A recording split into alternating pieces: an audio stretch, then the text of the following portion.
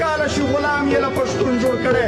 کورمه کې د قتل عام تازه جزئیات پښتانه تباه شول. پاکستاني ریاست اوس اقدام وکړ.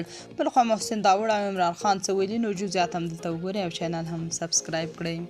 د پښتونخوا د کورمې ولسوالۍ کمشنر جاوید الله مسعود ځایي خبریالانو ته منلې ده چې د کورمې په روانو نښتو کې تر دې دمه 43 کسان وژل شوي او له 100 زیات ټپیان دي. دغه نښته د پنجشنبې د ورځ له وسلوال برید وروسته پیل شوه چې د ښځو او ماشومانو په ګډون 45 کسان پکې وژل شوي وو. د پښتونخوا کورمې ولسوالۍ د پاړشینار سیمو ځینو اوسیدونکو نن شنبې د لیندۍ درېیم افغانستان انټرنیشنل ته وویل چې د کورمې بګن بازار شلوزان او علیزی سیمو کې د ځایي اوسیدونکو کورونه او مارکیټونه په مکمل ډول سوځول شوي دي.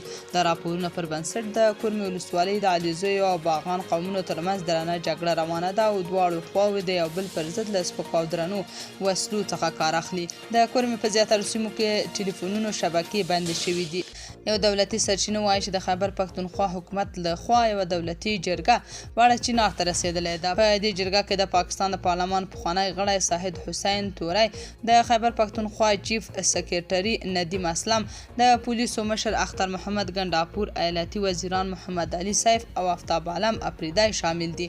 دغه جرګه غواړي روانه جګړه پای ته ورسوي او دواړو طرفه به خبرې پیلوي. محسن داوړ د یادې پیښې د ټپیانو حال پوښتلو لپاره روغتون ته تللی. ویلي دي چې په یاد جګړې د پاکستاني ریاست چوپتیا څخه داسې معلومیږي چې ریاست د پښتنو له وژنې خوند اخلي.